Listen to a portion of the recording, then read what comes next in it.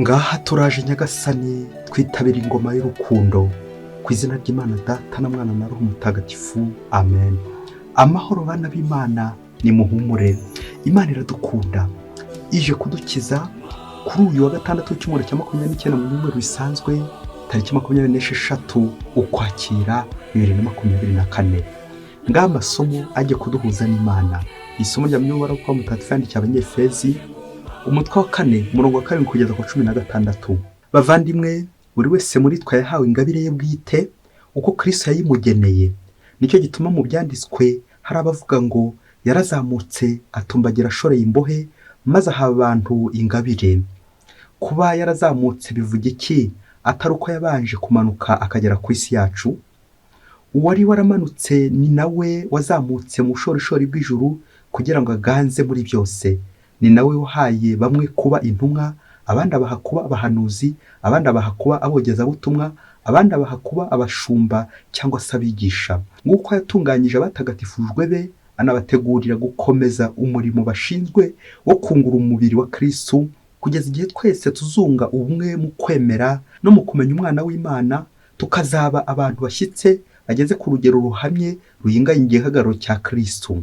Ubwo rero ntituzaba tukiri abana basaba yangwa, maze ngo twangaranwe n'umuyaga ubonetse wose w'inyigisho ziturutse ku buhendanyi bw'abantu no ku buriganya bwabo bayobya.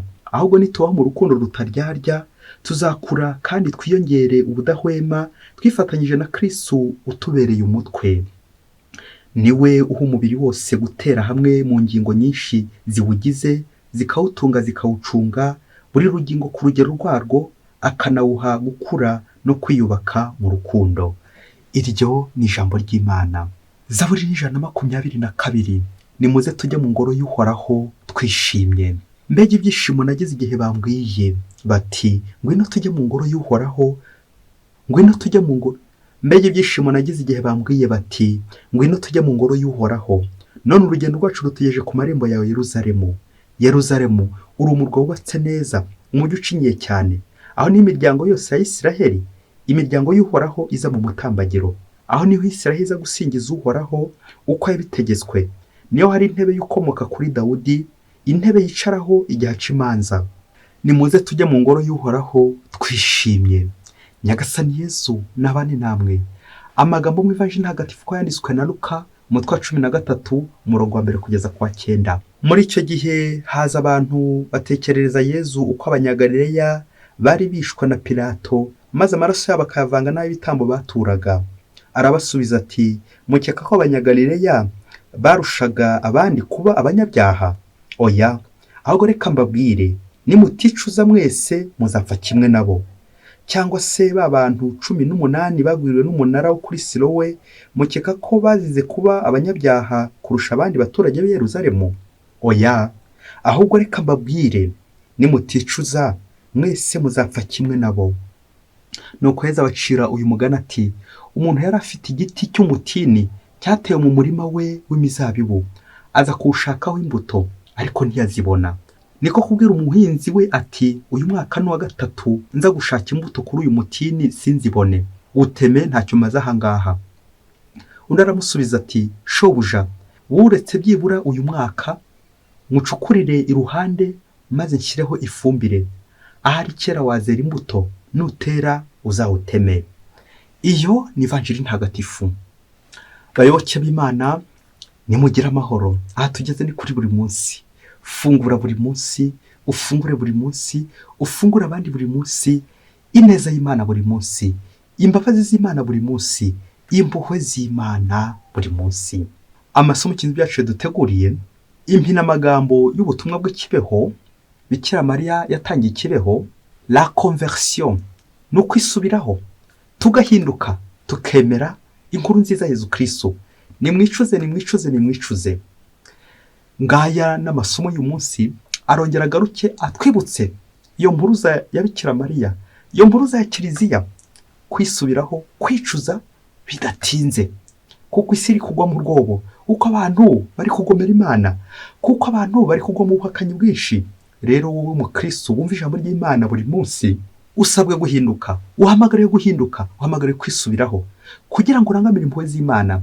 Imana ntabwo ikeneye umunyabyaha urimbuka, ahubwo ikeneye ko yicuza akisubiraho. ngo n'umutagatifu, umutagatifu ngo ntabwo ari umuntu wakoze neza cyane ibikorwa bihambaye hano ku isi, ahubwo umutagatifu ni uwicuza agahinduka akisubiraho. Le saint c'est un pécheur converti. ni umunyabyaha, we nanjye turi abanyabyaha, ariko tuba duhamagariwe buri munsi kwisubiraho, kwicuza, tugahinduka. ugezeho wicuza, ugezeho uhinduka. hari indirimbo dukunze kuririmba z'abahanzi bamwe na bamwe ati abandi warabahamagaye, abandi bitabye Imana, abasore beza warabahamagaye, abakobwa beza urabahamagara, none njye usigaye. kubera icyo usigaye? nta kindi gitumye usigara, ntabwo ari ukuri umutako, ahubwo ni ukugira ngo wisubireho. nubona ukiriho, nubona ugihumeka umwuka w'abazima, nubona abandi bari kugenda ugasigara, ntuzicinye icyara ati ninjye mwiza, ninjye uri gukora neza, ahubwo uzandikeho danger de mort. igihe kiregereje nawe ngo wisubireho, kuko wasanga ari Nyagasani agutegereje kugira ngo ugire ute, wisubireho.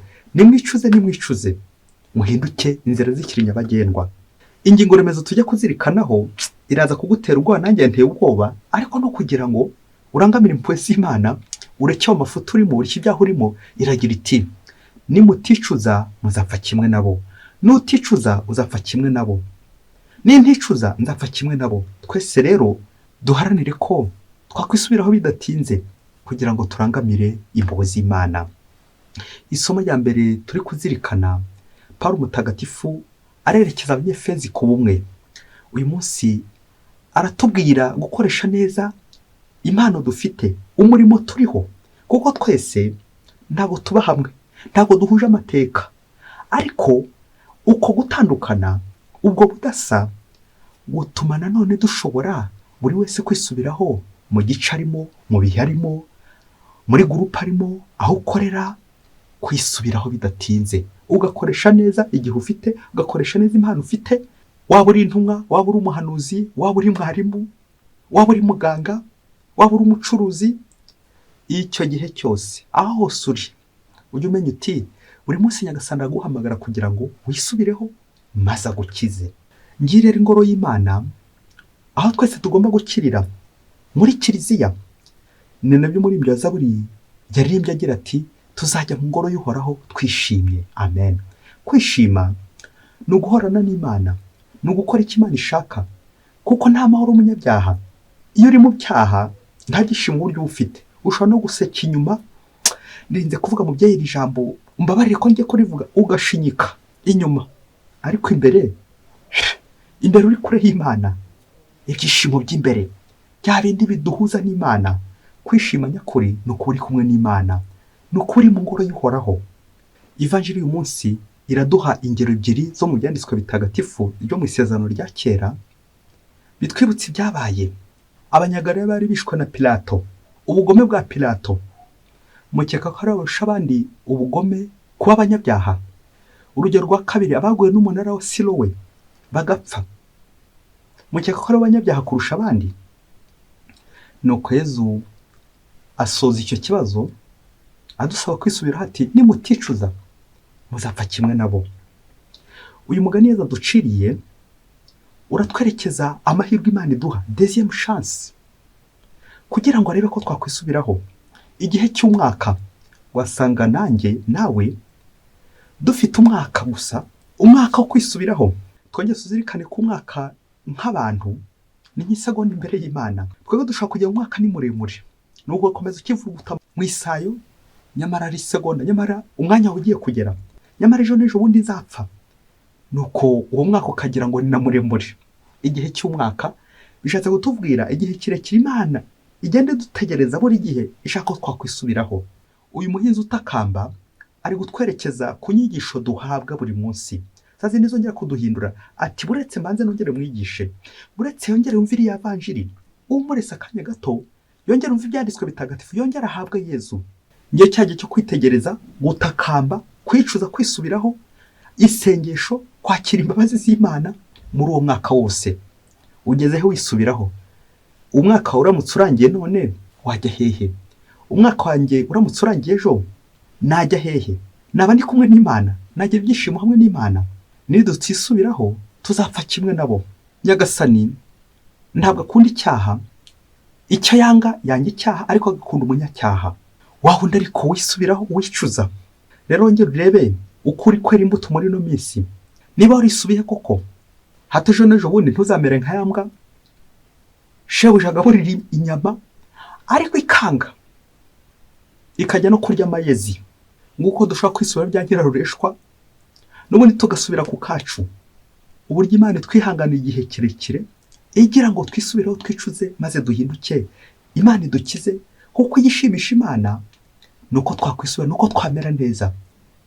Imana ishimishwa nuko turi intungane, turi kwisubiraho. Imana ishimishwa nuko twakijijwe, twaremewe twese kuzajya mu ijuru, niho tuzishima iteka. Amen. Umunsi umwe hirya kure cyane muri Afurika, umutegetsi yarafite abagaragu benshi. Nuko umunsi umwe abo bagaragu baza kwicara bari kuvuga ku muntu wari ufite umwanda muri ako gace, wari ufite isuku nkeya. Nuko bishoboke ko bari kumunegura. Nyuma y'iminsi mike bagiye kumva wa muntu bari kunegura ngo ari ushinzwe isuku mu rugo rw'awo mutegetsi. Nuko bongera baricara bamuvugaho ati, koko uriya mutegetsi wacu ayobewe ko uriya muntu ari umubeshyi, n'umunyamwanda, n'umubeshyi. Nuko ngo nyuma y'igihe gito bagiye kumva, bongera kumva ko wa muntu yamugize umunyamabanga we. Neza neza bafata icyemezo cy'uko bagiye kumubwira bati, uzi ko uriya muntu ari umubeshyi, amabanga yawe yose azayasandaza hanze, n'ikindi kisumbuyeho uzi ko ari igisambo. Wa mutegetsi ati, ndabizi. Nuko barikomereza barigendera. Hashize igihe gito wa mutegetsi yongera kumuzamura mu ntera, abo umunyabintu. Babagaragu n'ubundi birababaza, basunyuma bagara umutegetsi, ariko uzi ko uyu muntu twaguye ko ari igisambo, uzi ko ari n'umusambanyi, ashobora no kwandavuza hano ibwami, none uri kumuzamura mu ntera? Ati, ndabizi. Nuko basubirayo. Nyuma y'igihe gito bagiye kumva bumva ko wa muntu wongeye kumuzamura mu ntera yabaye noneho n'umujyanama aho ngaho ku mutegetsi. N'ubundi baragaruka bongera n'ubundi bagira inama wa mutegetsi bati, koko uyu muntu twakuye ko ari umubeshyi, komeza kumuzamura mu ntera. Tubwira ko ari umunyamwanda, komeza kumuzamura mu ntera. Tubwira ko ari igisambo, umuzamura mu ntera. Tubwira ko ari umusambanyi, uzi ko ari n'umusinzi kabuhariwe, n'umusambanyi kabuhariwe. Noneho igihe agezemo akuramo inda, akica, akamena amaraso. None koko uyu ni wagize umubitsi wawe, umugira umujyanama wawe, umugira umunyamabanga wawe? Nuko wa mutegetsi yongera arasubiza ati, ndabizi. Maze akomeza kubasobanurira agira ati, namwongeje muzamura mu ntera nk'umunyamwanda ngira ngo azagira isuku. Namuzamuye mu ntera nk'umubeshyi, musige hasigaye inogereze akoresha ukuri, abo umunyakuri. Namuzamuye nk'igisambo ngira ngo abe inyangamugayo. Namuzamuye nk'umusinzi ndetse n'umusambanyi ngira ngo yikosore yihane. Namuzamuye nk'umwicanyi mugira imvu, mbonye ari koreka imbaga, mugira umujyanama ngira ngo ndebe ko yakwisubiraho maze agakira. Nuko arangiza abaza babagaragu bari bazanye raporo ati, ese murabona asigaje kumukorera iki? Bose umunwa ngo cwe, bakizwa n'amaguru baragenda, na n'ubu ntibaramubonera igisubizo. Murabona asigaje kumukorera iki n'iki ntamukoreye? Iki gisubizo uyu mutegetsi ashaka, ndifuza ko nawe niba ukurikiye amasomo y'uyu munsi uza kugisubiza. Uyu muntu ko bajya bamuzamura mu ntera, batobe ko ari umunyabyaha ruharwa, umusinzi, umubeshyi, indaya, umwicanyi, umurozi n'ibindi byinshi cyane, basigaje kumukorera iki? Niba atarisubiye basigaje kumukorera iki? Wasanga uwo muntu ari wowe, wasanga umuntu ari njyewe, wasanga ari wowe ushinze urugo ukaba wararutaye wiruka mu ngeso mbi, wasanga umuntu ari njyewe wihaye Imana. Nyagasani ari kwibaza ikintu yamukorera, nawe umbwira icyo nsigaje kumukorera. Reka dusoreze utuntu tune tuza kugufasha kongera gutekereza icyo uriya muntu nawe wamukorera. Nanjye kuvuga ari wowe wamuhaye akazi, ari wowe umucunga, ari wowe muri kumwe, wamujugunya cyangwa wamukorera iki kindi? Icya mbere, abantu benshi dukunze gucumuzwa n'amakosa y'abandi, tugashika no gutanga raporo z'amakosa y'abandi. Abandi bakoze iki ngiki, bano n'abasinzi, bano n'abasambanyi, bano n'abicanyi, bano n'ababeshyi, n'abagome. Kaza gusanga ariko kwa raporo tugenda dutanga ku bakuru iyo kure cyane aturi yakora nabi. tugata igihe muri raportage, muri raporo turi gutanga raporo zacu zirimo amakosa y'abandi gusa. Mubyeyi ukurikira aka kantu kandi ugacaho uturongo dutatu, ko Imana itazatubaza amakosa y'abandi, itazatubaza bwa businzi bw'abandi, bwa bugambanyi bwa mugenzi wawe. Imana ntizakubaza bwa bwicanyi kwa gukuramo inda kwa mugenzi wawe, ahubwo izakubaza wowe wakoze iki. Izakubaza amakosa yawe, izakubaza ibyiza wakoze, ikubaze n'ibibi wakoze. Ntabwo Imana izakubaza ibibi bya mugenzi wawe cyangwa ibyiza bya mugenzi wawe. Imana ntizakubaza ikibi cya mugenzi wawe kibi yakoze, ahubwo izakubaza wowe ikibi cyawe. Izo raporo wagiye utanga zakumariye iki? Guhora ducumuzwa n'ibyaha by'abandi tugabitaho igihe, aho kugira ngo twebwe twirebe imbere yacu turebe bitari kugenda neza. Icya kabiri twazirikana ni izi mpuhwe z'Imana. Imana ishaka kugenda ku ntambwe zacu, ubunebwe bwacu, ubukene bwacu, ibyaha byacu, Imana igakomeza kubyihanganira. Impuhwe z'Imana zihanganira ibyaha dukora, amafuti dukora, amakosa dukora, umunsi ku wundi igatwongeza umwaka. Atari uko iri kudushyigikira muri ayo mafuti, muri ayo manyanga, muri ibyo bidukora, ahubwo igambiye kugira ngo twisubireho, natwe tuze kwibaza. Uzi ko hari igihe umutegetsi ukomeye kuzamura mu ntera agira ngo uzamuke kuko umererwa neza, ariko wowe ukomeza kugenda umukoza isoni. Ongera niba databuja bawe tujye bakoza isoni, bakugiye icyizere bakuzamura mu ntera, noneho koko wageze hejuru uridunda. Ujye umenya ngo iyo umuntu ageze hejuru ku gasongero nta kindi aba asigaje usibye guhananduka. Nibwo databuja azakubaza ati, urabona uriya muntu asigaje kumukorera iki? Niki koko ntagukoreye? Nagushyize iburyo ngushyira ibumoso, ngushyira hejuru ngushyira no hasi, urabona asigaje kugukorera iki? Umwaka ugiye kurangira, uri muri izo ntera, uri muri izo promosiyo. Icya gatatu nagusaba kurebaho, ongera urebe mu nzego zacu, ari iza leta n'iza kiliziya. Akenshi uzajya ubona babantu bitwara nabi nibo n'ubundi bari kugenda bongezwa umushahara, nibo bari kugenda bazamura mu ntera z'ibyubahiro.